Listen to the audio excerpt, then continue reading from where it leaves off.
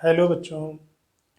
हम लोग वैद्युत द्विध्रुव के बारे में अधिकांश सूत्र पढ़ चुके हैं। वैद्युत द्विध्रुव क्या होता है, द्विध्रुव की अक्ष, द्विध्रुव की दिशा, वैद्युत द्विध्रुव के कारण किसी स्थान पर उत्पन्न विद्युत क्षेत्र की तीव्रता, और अगर विद्युत क्षेत्र में विद्युत द्विध्रुव रखा है तो उस पर लगने वाला बलाघूर्ण, विद्युत क्षेत्र में उसको घुमाने में किया गया कार्य, और विद्युत स्थितिज ऊर्जा। ये सूत्र हम लोग पढ़ चुके हैं। अब इन पर कुछ आंकिक प्रश्न देखते हैं। तो एक आंकिक प्रश्न पहले देखते हैं। ये +3.2 × 10⁻⁻19 कूलाम तथा -3.2 × 10⁻⁻19 कूलाम के दो बिंदु आवेश एक दूसरे से 2.4 एंगस्ट्रॉम दूरी पर 4 × 10⁵ वोल्ट प्रति मीटर तीव्रता के एक समान वैद्युत क्षेत्र में स्थित हैं। ज्ञात कीजिए, पहली बात, वैद्युत द्विध्रुव आघूर्ण। नंबर 2, द्विध्रुव को साम्यावस्था से 180 अंश घुमाने में आवश्यक कार्य। और नंबर 3, साम्यावस्था में द्विध्रुव की वैद्युत स्थितिज ऊर्जा। जब भी कभी आंकिक प्रश्न दिया रहा करे, समझ में आए चाहे नहीं, पहले तो आप धैर्य से एक बार पूरा प्रश्न पढ़ लिया करिए। फिर दोबारा कोशिश करिए जानने की कि उसमें जो कुछ सूचनाएं दी हुई हैं, अगर आप उनको अपने प्रतीकों के रूप में व्यक्त करते तो कैसे लिखते। तो दोबारा फिर पढ़ते समय आप चाहे तो प्रश्न में क्या क्या दिया है प्रतीक रूप में वो लिख लिया करें। जो मान लिखे हैं अगर वो यसाई मात्रकों में नहीं हैं तो कोशिश करिए कि उसी समय यसाई मात्रकों में बदल लीजिए, क्योंकि हमारे अधिकांश सूत्र या सूत्रों में जो नियतांकों के मान हम लोग लिखते हैं, जैसे विद्युत के सूत्रों में 1/4πε0, तो उसको हम 9 × 10⁹ तभी लिख पाएंगे जब बाकी सारी राशियाँ यसाई मात्रकों में होंगी। जैसे आवेश कूलाम में है, दूरी मीटर में है, बल न्यूटन में है, तो विद्युत क्षेत्र की तीव्रता न्यूटन प्रति कूलाम या वोल्ट प्रति मीटर में है। तो ये सब यसाई पद्धतियों के तुल्य मात्रक हैं। तो ये ध्यान रखना है कि प्रतीक के रूप में हमें प्रश्न में क्या क्या दिया है ये लिख लें। पहले क्या निकालना है उस पर ध्यान दें, और ध्यान दें कि कौन सा सूत्र हो सकता है जिसका हम प्रयोग करें तो इन ज्ञात राशियों के पता होने पर हमें ये अज्ञात राशि मिल जाएगी, तो थोड़ा आसानी रहती है। तो अभी यहाँ दिया क्या है, ये धनावेश है, ये ऋणावेश है, और ध्यान दीजिए दोनों के परिमाण बराबर हैं। और ये दोनों बिंदु आवेश एक दूसरे से इस दूरी पर 2.4 एंगस्ट्रॉम दूरी पर और इतनी तीव्रता के एक समान विद्युत क्षेत्र में स्थित है। तो हमें मालूम क्या है, ये दोनों मिलकर के एक द्विध्रुव विद्युत द्विध्रुव का निर्माण करेंगे। दोनों पर आवेशों की मात्रा बराबर हैं। अब द्विध्रुव के सूत्रों में हमको जहाँ भी आवेश का मान रखना होगा वो हम परिमाण केवल उसका रखते हैं, धन या ऋण चिन्ह की नहीं चिंता करनी है। तो यानी आवेश Q बराबर हमारा कितना हो गया द्विध्रुव के लिए, 3.2 × 10⁻⁻19 कूलाम परिमाण उसका। और दोनों आवेश दूर कितना रखे थे, 2.4 एंगस्ट्रॉम दूरी, यानी द्विध्रुव की लंबाई, दोनों आवेशों के बीच की जो दूरी होती है वही द्विध्रुव की लंबाई है। तो द्विध्रुव की लंबाई कितनी है, 2.4 एंगस्ट्रॉम। चूँकि एंगस्ट्रॉम यसाई पद्धति का मात्रक नहीं है तो उसको हम लोग मीटर में बदल लेंगे। और हमें ध्यान होना चाहिए कि एक एंगस्ट्रॉम में 10⁻⁻10 मीटर होते हैं, तो 2.4 एंगस्ट्रॉम की जगह × 10⁻⁻10 मीटर। और फिर विद्युत क्षेत्र की तीव्रता पता है, और ये पता है कि ये एक समान विद्युत क्षेत्र है, यानी थोड़ा बहुत आप इससे अगल बगल जाओगे भी तो अभी विद्युत क्षेत्र इतना ही रहेगा और उसी दिशा में रहेगा। तो E का मान दिया है 4 × 10⁵। ध्यान दीजिएगा न्यूटन प्रति कूलाम और वोल्ट प्रति मीटर तुल्य मात्रक हैं, दोनों यसाई मात्रकों के तुल्य हैं। तो कैपिटल E का मान दिया है। चलो ये तो प्रश्न में मालूम था। हमें निकालना क्या है, सबसे पहले तो निकालना है वैद्युत द्विध्रुव आघूर्ण। निकाल सकते हैं। वैद्युत द्विध्रुव आघूर्ण को किससे व्यक्त करते हैं, p से। P = Q × 2L। अगर हम परिमाण की बात कहें, क्योंकि यहाँ पर ये आवेश किस दिशा में रखे हैं, कौन दाहिनी ओर कौन बाईं ओर, या कौन उत्तर में कौन दक्षिण में, इस तरह कुछ दिया नहीं है, तो हम परिमाण ही बता पाएंगे, दिशा नहीं बता पाएंगे। दिशा ज़्यादा से ज़्यादा इतना कह पाएंगे कि माइनस आवेश से प्लस Q आवेश की ओर है। तो अभी केवल परिमाण देखते हैं। तो पहले तो हमको निकालना है वैद्युत द्विध्रुव आघूर्ण, इसको हम लोग P = Q × 2L से निकाल लेंगे। दूसरा, द्विध्रुव को साम्यावस्था से 180 अंश घुमाने में आवश्यक कार्य। हम लोगों ने एक सूत्र पढ़ा था कि साम्यावस्था में अगर पहले रखा है वहाँ से आप थीटा कोण से घुमा रहे हो तो W = PE ब्रैकेट के अंदर 1 - cos थीटा, उससे गुणा होगा। साम्यावस्था का मतलब प्रारंभ में थीटा बराबर 0 अंश है, तो उस सूत्र का प्रयोग करके दूसरा लगा लेंगे। और तीसरे भाग में क्या है, साम्यावस्था में द्विध्रुव की वैद्युत स्थितिज ऊर्जा क्या होगी। तो साम्यावस्था में ध्यान रहे थीटा बराबर 0 अंश, थीटा का मतलब P वेक्टर और E वेक्टर, यानी द्विध्रुव की दिशा और विद्युत क्षेत्र की दिशा के बीच का कोण है। तो जब और वैद्युत स्थितिज ऊर्जा minus P E cos theta. तो पी मालूम पहले निकाल चुके होंगे पहले भाग में, ई मालूम है और थीटा साम्यावस्था है तो शून्य अंश, तो वहाँ से हम लोग वैद्युत स्थितिज ऊर्जा निकाल लेंगे। तो ये तीनों खंड इस प्रश्न के डायरेक्ट सूत्र पर आधारित हैं, तो कोशिश करते हैं लगाने की। पहले पहला भाग देखते हैं, वैद्युत द्विध्रुव आघूर्ण, ये प्रश्न में दिया था। अब आते हैं इस प्रश्न के हल पर। देखिए पहले भाग में हमको निकालना था वैद्युत द्विध्रुव आघूर्ण P बराबर Q इंटू 2L से। Q का मान 3.2 × 10⁻19 कूलाम। 2L का मतलब द्विध्रुव की लंबाई, लंबाई का मतलब दोनों बिंदु आवेशों के बीच की दूरी 2.4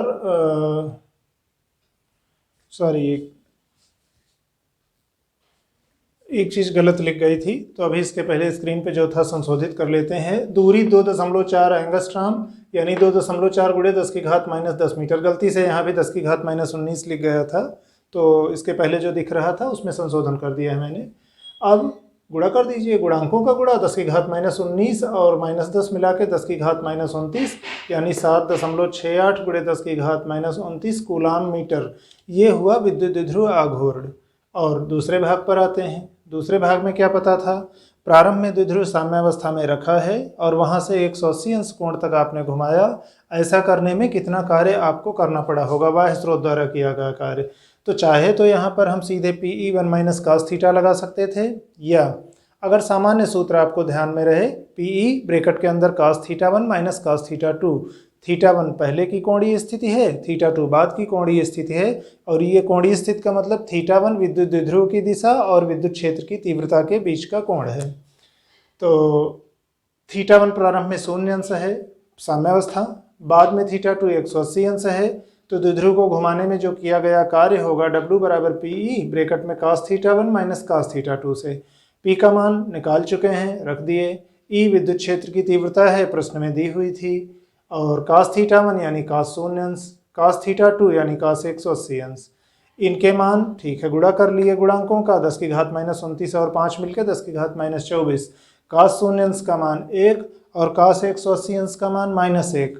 ना सीधे याद हो तो हम लोग ऐसे देख सकते हैं, जैसे cos 180 अंश को आप cos 180 - 0 लिख सकते हो। cos 180 - थीटा दूसरे चतुर्थांश में होगा, दूसरे चतुर्थांश में केवल साइन और कोसेक धनात्मक होते हैं। तो ये हम लोगों को चाहे तो ऐसे ध्यान रख सकते हैं, इसमें सभी धनात्मक होते हैं, इसमें साइन और कोसेक धनात्मक होते हैं, और इसमें टैन और कॉट धनात्मक होते हैं, और इसमें भी कॉस और सेक धनात्मक होते हैं। अभी याद रखने के लिए हम लोग जैसे एक ट्रिक रख सकते हैं, जैसे काफ़ी पीने में कड़वी होती है तो आप कह सकते हो ऐड शुगर टू कॉफ़ी। तो add a sugar yes, to tea, और कॉफ़ी सी। यानी पहले ये पहला चतुर्थांश है आपका, ये दूसरा है, ये तीसरा है, ये चौथा है। और इनके लिए त्रिकोणमितीय कोणों के जब अनुपात देखोगे, एक का मतलब है ऑल पॉजिटिव, इसमें sine cos tan cot sec cosec जो भी हैं सभी धनात्मक होंगे 0 अंश से 90 अंश के बीच में। दूसरे चतुर्थांश में अर्थात 90 से 180 के बीच में साइन और कोसेक धनात्मक होंगे और बाकी सब ऋणात्मक होंगे। अभी इस प्रश्न तीसरे में उसी तरह टैन और कॉट धनात्मक होंगे और चौथे में कॉस और सेक धनात्मक होंगे।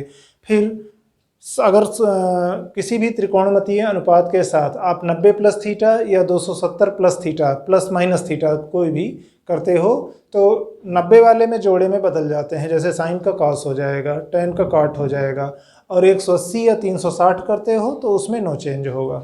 जैसे यहाँ पर अगर हम cos 180 अंश को cos 180 चाहे +0 कहें चाहे cos 180 -0 कहें, cos 180 -0 कहेंगे तो भी दूसरे चतुर्थांश में आएगा, धनात्मक ही है, ऋणात्मक है cos। इसमें जाएंगे तो भी cos 180 +0 तो भी ऋणात्मक होगा, क्योंकि यहाँ साइन का कोसेक टैन और कॉट धनात्मक होंगे। तो cos 180 अंश को आप cos 180 +0 यानी -cos 0, और cos 0 का मान 1 तो -cos 0 का मान -1। ध्यान दीजिएगा, cos -θ तो cos θ होता है। वास्तव में हम लोगों को कुछ गणित की ऐसी चीज़ें रहेंगी जिनकी उम्मीद की जाती है कि याद रहेंगे, तो जिनको ना ध्यान में हो, त्रिकोणमितीय अनुपात, sine cos tan cot sec cosec, उनके कुछ निश्चित कोणों के लिए मान, उनके आपस में संबंध, सूत्र और उनका प्रयोग, तो यहाँ पर cos 180 अंश का मान -1 हो गया, तो 1 माइनस माइनस 1, तो ये माइनस माइनस प्लस हो जाएगा, 1 + 1 यानी 2। सरल कर लिए। ये हमारा हो गया द्विध्रुव को घुमाने में किया गया कार्य। और तीसरा भाग क्या था? द्विध्रुव की विद्युत स्थितिज ऊर्जा, तो उसको भी निकाल लेते हैं। तीसरे भाग में हमें निकालनी है विद्युत स्थितिज ऊर्जा। सूत्र पता है, u थीटा बराबर -PE cos थीटा। थीटा अभी यहाँ हमें पता है कि द्विध्रुव प्रारंभ में साम्यावस्था में रखा है, तो या साम्यावस्था में हमें विद्युत स्थितिज ऊर्जा निकालनी है, तो साम्यावस्था का मतलब थीटा बराबर 0 अंश। पी का मान हम लोग पहले खंड में निकाल चुके हैं, ई का मान प्रश्न में दिया हुआ है, थीटा साम्यावस्था के नाते 0 अंश होगी। तीनों का मान रख देते हैं, सरल कर लेते हैं, तो u थीटा बराबर और cos 0 अंश। अच्छा, एक चीज़ ये कि अगर इसको हमने कूलाम मीटर में लिखा था यानी SI मात्रक, ये वोल्ट मीटर में था, वोल्ट बटे मीटर में SI मात्रक, तो जो हमारा अंतिम परिणाम आएगा ये स्थितिज ऊर्जा है, तो आप सीधे यहाँ पर जूल लिख सकते हो और सूत्र के साथ यहाँ जूल लिखने की आवश्यकता नहीं है। पर जैसे ही आप सूत्र में राशियों के मान रख देते हो तो राशियों के मान उनके मात्रक के साथ आएंगे, तो इस स्थिति में यहाँ जूल लिख देना। हम लोग कभी कभी गलती क्या करते हैं, सूत्र में मान लिखे, यहाँ जूल नहीं लिखे, सरल करते चले जा रहे हैं, लास्ट में सीधे पता लगा यहाँ भी जूल नहीं लिखे, यहाँ भी जूल नहीं लिखे, अंत में सीधे यहाँ जूल लिख दिए। तो आप ऐसे नहीं कर सकते हो। आप -3.072 × 10⁻23 को इतने जूल के बराबर नहीं कह सकते हो। मतलब आप प्रश्न हल करते चले और लास्ट में पहुँचो कि अच्छा आंसर हमारा आया 2, इसका मतलब 2 जूल, तो 2 का मतलब 2 जूल नहीं होता। तो इसलिए ध्यान रखिए, तार्किक रूप से सही ये है कि सूत्र में जैसे ही प्रतीकों की जगह पर आप उनके मान रखते हो, तो मान जब भी आएंगे उचित मात्रक के साथ आएंगे। सबको अगर आपने SI मात्रकों में बदल लिया था, तो फिर जो इस राशि की आप गणना कर रहे हो, उस राशि का जो SI मात्रक होता है, सीधे आप वो मात्रक लिख दो और यहाँ से सरल करते हुए हर लाइन में हम मात्रक साथ में लेके चलेंगे। तो ये कुछ छोटी सावधानियाँ हैं जो हम लोग नहीं कभी कभी ध्यान रखते हैं, रखना चाहिए। चलो दूसरे प्रश्न पर आते हैं। दूसरा प्रश्न देखते हैं। किसी विद्युत द्विध्रुव को चित्र के अनुसार स्थिति 1 से घुमाकर स्थिति 2 तक ले जाने में बाह्य स्रोत द्वारा किया गया कार्य कितना होगा? पहली स्थिति में एक चित्र बना हुआ है, दूसरी स्थिति में एक चित्र बना हुआ है, और ये पूछा जा रहा है कि जब आप इस स्थिति से इस स्थिति तक में द्विध्रुव को ले जाते हो तो कितना कार्य करना पड़ा होगा बाह्य स्रोत को। ध्यान दीजिए, विद्युत क्षेत्र की तीव्रता पता है, यहाँ भी विद्युत क्षेत्र उतना ही है, यानी एक नियत विद्युत क्षेत्र में हम द्विध्रुव को घुमा रहे हैं। लेकिन जरा देखिए घूम भी रहा है कि नहीं द्विध्रुव। यहाँ द्विध्रुव 60 अंश का कोण बना रहा है, यहाँ भी द्विध्रुव 60 अंश का कोण बना रहा है। तो आपको क्या लगता है, द्विध्रुव नहीं घूमा है? एक चीज़ पर और गौर कीजिए, यहाँ पर +5 माइक्रोकूलाम आवेश है, यहाँ पर -5 माइक्रोकूलाम आवेश है। एक मिनट, इस चित्र को थोड़ा सा बदल लेते हैं, नहीं दोनों एक जैसे हो जाएंगे। यहाँ +5 माइक्रोकूलाम आवेश है, यहाँ -5 माइक्रोकूलाम आवेश है। अब अगले चित्र में यहाँ -5 माइक्रोकूलाम आवेश है, यहाँ +5 माइक्रोकूलाम आवेश है। अब आप ध्यान दीजिए, धन और ऋण चिन्ह आवेशों की स्थितियाँ बदल गई हैं। क्या द्विध्रुव घूमा होगा? ध्यान दीजिए, अगर इस द्विध्रुव को हम इतना घुमाएं कि यहाँ इस स्थिति से घुमा के लाते लाते लाते लाते फिर इतना घुमा दें, 180 अंश इसको घुमा दें, जो अभी इतने पर है, यहाँ पर प्लस है, यहाँ पर माइनस है, इसको हम इधर घुमाना शुरू करें। आप 180 अंश, इसको इतने पे है, अभी आप घुमा के ऐसे 180 अंश घुमा दीजिए तो इसकी दिशा बदल जाएगी। इसका मतलब ये कितना घूमा है, ये जो +5 वाला है ये इतना घूम करके यहाँ पहुँच गया है, +5 जो पहले यहाँ था अब इतना घूम करके यहाँ पहुँच गया है। यानी जब इसमें आप इतना घूम जाओगे 180 अंश, तब आपकी आएगी दूसरी स्थिति ये। तो इसका मतलब अब हमको प्रश्न में क्या क्या दिया है, बस इस विशेष बात पर यहाँ ध्यान देना था कि बाकी तो देखने में लग रहा है कि द्विध्रुव की लंबाई 1 मिलीमीटर, यहाँ 1 मिलीमीटर, 5 आवेश, दोनों प्लस और माइनस, यहाँ भी प्लस माइनस और प्लस, 5 माइक्रोकूलाम आवेश, सारी कुछ तो समान है, 60 अंश कोण यहाँ भी, 60 यहाँ भी, पर एक अंतर, यहाँ द्विध्रुव का प्लस इधर था, माइनस नीचे था, यहाँ द्विध्रुव का माइनस ऊपर है, प्लस नीचे है। ये तब हुआ होगा जब इस द्विध्रुव को हम 180 अंश इस तरह घुमा दें तो प्लस वाला यहाँ आ जाएगा और -5 180 घूम के यहाँ पहुँच जाएगा। अब प्रश्न में जो कुछ दिया है हम प्रतीक के रूप में लिख सकते हैं। तो इसके हल को देखें, प्रश्न में हमें क्या क्या दिया हुआ है। एक तो विद्युत क्षेत्र की तीव्रता दी हुई है, कितना है, 2 न्यूटन प्रति कूलाम, ये SI मात्रकों में है, ठीक है। P का मान दिया नहीं है पर निकाल सकते हैं। क्यों? हमें क्यू पता है, क्यू बराबर कितना है 5 माइक्रो कूलाम, इसका मतलब 5 गुणे 10 की घात -6 कूलाम। द्विध्रुव की लंबाई 2L से व्यक्त करते हैं, 1 मिलीमीटर है, तो इसका मतलब 1 गुणे 10 की घात -3 मीटर है। यहाँ से हम पी अभी निकाल लेंगे। और θ1 पहले कितना कोण बन रहा है 60 अंश का, बाद में कितना कोण बन रहा है 180 + 60, क्योंकि यहाँ 60 के बाद 180 और घुमाए हैं तब उतना हुआ है, यानी 60 अंश + 180 अंश बराबर 240 अंश। और हमें निकालना क्या है, इस दौरान कितना कार्य किया गया होगा।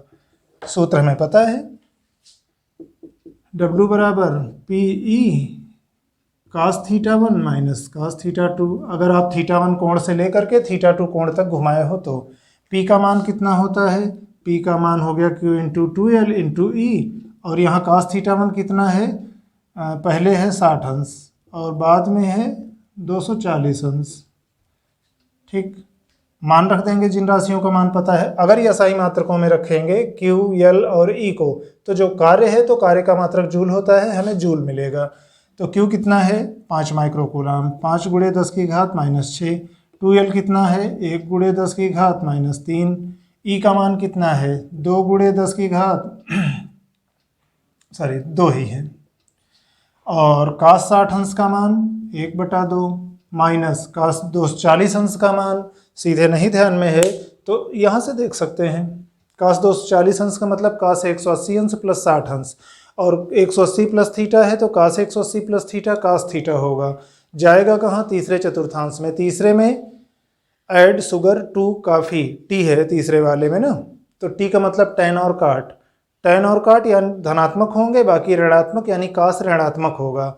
और कितना होगा cos 260 अंश यानी cos 240 अंश यानी cos 180 अंश + 60 अंश यानी -cos 60 अंश, और cos 60 अंश का मान 1/2 तो -cos 60 अंश का मान -1/2। अब यहाँ देख लीजिए, गुणा कर लीजिए गुणांकों को, 5 और 2 10, -6 और -3 10 की घात -9, और ये अंदर क्या बचा हाफ + हाफ यानी 1। और इसका मान जब हमने यहाँ राशियों के मान रख दिए तो कार्य था तो इसका हो जाएगा जूल, या अच्छा ये आधा और आधा मिलके 1 हो गया, तो या W बराबर, और यहाँ 10 गुणे 10 की घात -9 को आप 1 गुणे 10 की घात 8 जूल लिख सकते हो। ये होगा इस स्थिति में से लेकर के इस स्थिति तक घुमाने में किया गया कार्य। एक आधा प्रश्न और देखते हैं। तीसरा प्रश्न देखते हैं। एक विद्युत द्विध्रुव के सिरे +Q तथा -Q वायु में x अक्ष पर क्रमशः इस बिंदु पर A00 तथा -A00 पर स्थित हैं। यदि वैद्युत द्विध्रुव आघूर्ण p हो तो बिंदु 2A00 पर द्विध्रुव के कारण कितना विद्युत क्षेत्र उत्पन्न होगा। हम लोग पहले एक चित्र जैसा बना लेते हैं ये समझने के लिए कि किस स्थिति में है। तो प्रश्न में क्या क्या दिया है एक बार देखते हैं। +Q और -Q दो आवेश हैं। +Q यहाँ स्थित है, -Q यहाँ स्थित है। यानी अगर ये x अक्ष हमारी थी तो यहाँ कहीं मान लो अगर आपका मूल बिंदु था, मान लो ये मूल बिंदु है 0 0 0, और क्या पता है +Q और -Q आवेश यहाँ और यहाँ स्थित है। +Q आवेश आपका स्थित है, सॉरी इसको और थोड़ा बड़ा बना लेते हैं। +Q आवेश आपका स्थित है यहाँ, A00 इसके निर्देशांक हैं, यानी x अक्ष पर ये दूरी हमारी हो जाएगी a। और -Q आवेश कहाँ स्थित है, -A00 पे, तो -Q आवेश हमारा स्थित है यहाँ, इसके निर्देशांक -A00 थे, यानी ये दूरी भी हमारी हो जाएगी a, क्योंकि ये ऋणात्मक दिशा में इतना पीछे। और अब हमें निकालना क्या है, विद्युत द्विध्रुव आघूर्ण अगर P है, ये हमारा यहाँ से यहाँ तक, यहाँ से यहाँ तक ये हमारा एक विद्युत द्विध्रुव बना। ठीक, अब इस विद्युत द्विध्रुव के कारण बिंदु 2A00 पर कितना विद्युत क्षेत्र, 2A00 कहाँ होगा, यानी y और z के निर्देशांक 0 हैं, x अक्ष पे 2A, a दूरी तो यहाँ थी, a और आप आगे चले आइए, तो ये आपका बिंदु होगा 2A00 x अक्ष पर, क्योंकि y और z के घटक 0 हैं। यहाँ O से लेके इस बिंदु P तक, मान लो इस बिंदु P पर निकालना है, यहाँ तक की दूरी कितनी हो जाएगी, OP, जो कि आपकी R है। ध्यान दीजिए द्विध्रुव के मध्य बिंदु से दूरियां नापी जाती हैं। अभी द्विध्रुव का एक सिरा -a दूरी पर था, दूसरा सिरा +a दूरी पर था। उसका मध्य बिंदु सिरा 0 पर आएगा, मध्य बिंदु 0 यानी मूल बिंदु पर आएगा। तो यहाँ मध्य बिंदु से उस बिंदु तक की दूरी कितनी हो गई? 2a हो गई। ठीक, द्विध्रुव की लंबाई कितनी हो गई? द्विध्रुव की लंबाई आपको मालूम है, जिसको हम लोग 2l से व्यक्त करते हैं, वो यहाँ से यहाँ तक के बीच की दूरी है। 2l कितना है? 2l आपका है 2a। ठीक, और क्या मालूम है? q का मान q है ही है, और द्विध्रुव आघूर्ण p है, ये पता है। हमें एक चीज़ का और यहाँ सावधानी रखनी है, ध्यान रखना है। हम लोग द्विध्रुव के कारण अक्षीय स्थिति में, ये अक्षीय स्थिति का बिंदु है जो उसकी अक्ष पर ही कहीं स्थित है। अक्षीय स्थिति में स्थित किसी बिंदु पर जब विद्युत क्षेत्र की तीव्रता निकालते हैं तो ध्यान होगा ई अक्षीय बराबर 1/4 पाई एप्सिलॉन 0 2p/r³, उस सूत्र का प्रयोग करते हैं। पर उस सूत्र का प्रयोग केवल तभी करेंगे जब r का मान l की तुलना में बहुत ज़्यादा हो, अर्थात उस वह बिंदु की दूरी जहाँ पर हमें द्विध्रुव के कारण विद्युत क्षेत्र की तीव्रता निकालनी है, वह बिंदु अगर द्विध्रुव की लंबाई की तुलना में बहुत दूरी पर है, यानी उसकी तुलना में द्विध्रुव को आप बिंदुवत मान सकते हो, तभी हम उस सूत्र का प्रयोग करेंगे 1/4 पाई एप्सिलॉन 0 2p/r³ का, अन्यथा नहीं कर पाएंगे। अन्यथा की स्थिति में उसके निगमन के पहले एक सूत्र आया था 1/4 पाई एप्सिलॉन 0 2pr/r² - l² का होल स्क्वायर। तो उस सूत्र का प्रयोग करेंगे कब? जब यल आर की तुलना में नगण्य नहीं है। तो इस प्रश्न में ये टेक्निकल पॉइंट थी, थोड़ा सा ध्यान रखना था। तो क्यों? क्योंकि हमारे यल का मान a है और आर का मान 2a है, तो बहुत अंतर तो नहीं है दोनों में। हम ये तो नहीं कह सकते कि 2a की तुलना में a नगण्य है, तब हमारा सूत्र बदल जाएगा। अब हम किस सूत्र का प्रयोग करेंगे? ई अक्षीय, यानी अक्षीय स्थिति में उस बिंदु पर उत्पन्न विद्युत क्षेत्र की तीव्रता 1/4 पाई एप्सिलॉन 0। माध्यम के बारे में अगर और कुछ कहा नहीं गया है तो निर्वात है, और 2pr/r² - l² इतने का होल स्क्वायर। अब हम इस सूत्र का प्रयोग करेंगे। अगर यही नगण्य होता तो इसको हम r² मान लेते, फिर r⁴ हो जाता, एक r कट जाता, तो 2p/r³ बचता। अभी फिलहाल उसका प्रयोग नहीं करेंगे।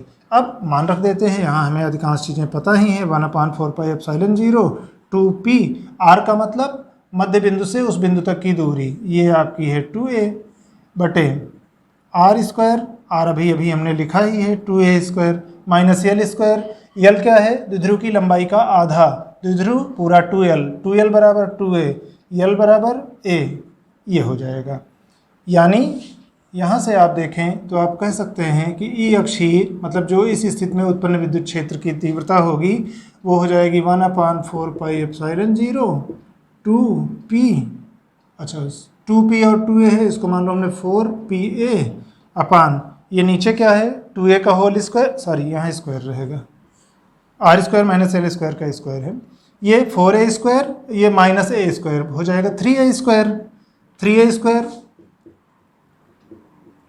क्योंकि ये 2a का होल स्क्वायर 4a² -a² तो 3a² और इसका स्क्वायर, ये बराबर कितना हो जाएगा? अभी यहाँ से हम 4 काट सकते हैं, तो ये हो जाएगा pa/पाई एप्सिलॉन 0, और ये बचेगा इसका स्क्वायर 9a⁴, या एक a आप यहाँ से काट सकते हो, p/9 pi epsilon 0, p/9 pi epsilon 0, ये हमारी हो जाएगी उस स्थिति में विद्युत क्षेत्र की तीव्रता बिंदु P पर। और ध्यान दीजिए इसकी दिशा क्या होगी? दिशा P वेक्टर की दिशा में होगी, -q से +q की ओर, है ना?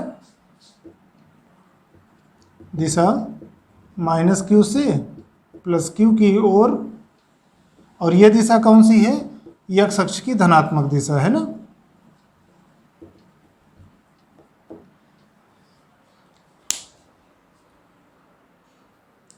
एक बार फिर से इस प्रश्न को देख लेते हैं। इस प्रश्न में सावधानी ये रखनी थी कि द्विध्रुव की लंबाई की तुलना में हमारे उस बिंदु की दूरी बहुत ज़्यादा नहीं थी, यानी दूरी की तुलना में हम द्विध्रुव की लंबाई को नगण्य नहीं मान सकते थे। तब उस स्थिति में हम अक्षीय स्थिति में E बराबर 1/4 पाई एप्सिलॉन 0 2p/r³ सूत्र का प्रयोग नहीं कर सकते थे। उसके पहले जो हमें सूत्र आया था 2pr/r² - l² का होल स्क्वायर, उस सूत्र का प्रयोग करेंगे।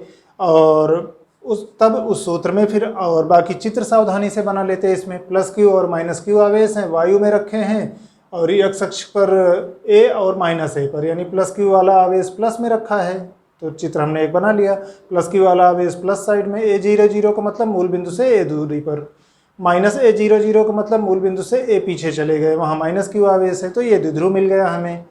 और हमें निकालना क्या है, अगर इस द्विध्रुव का वैद्युत द्विध्रुव आघूर्ण P होता तो बिंदु 2a00 पर, यह बिंदु P 2a00 का मतलब मूल बिंदु से 2a दूरी पर होता, बाकी y और z शून्य है। चित्र हमने बना लिया तो समझना थोड़ा आसान रहेगा। अब यहाँ मालूम क्या क्या है, द्विध्रुव का मध्य बिंदु O मूल बिंदु पर होगा, क्योंकि एक सिरा प्लस a एक सिरा माइनस a पे है। तो OP इस बिंदु द्विध्रुव के केंद्र से उस बिंदु तक की दूरी हमारी हो गई 2a। द्विध्रुव की लंबाई a इधर, माइनस ए के लिए यहाँ, प्लस ए के लिए यहाँ, तो टोटल हो गई 2a। अभी हमको यल की ज़रूरत पड़ेगी सूत्र में।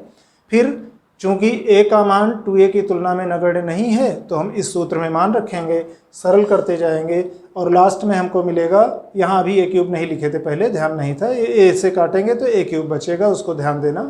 तो अक्षीय स्थिति में इस बिंदु P पर उस पूरे द्विध्रुव के कारण जो उत्पन्न विद्युत क्षेत्र की तीव्रता होगी वो इतना P/9πε0 a क्यूब होगी। दिशा क्या होगी, माइनस क्यू आवेश से प्लस क्यू आवेश की ओर, और ये दिशा x अक्ष की धनात्मक वाली दिशा है, तो आप कह सकते हो कि इतना विद्युत क्षेत्र x अक्ष की धनात्मक दिशा पर इस बिंदु P पर उत्पन्न होगा। तो इस तरह आप लोग बाकी और प्रश्नों का अभ्यास करते रहिए। धन्यवाद।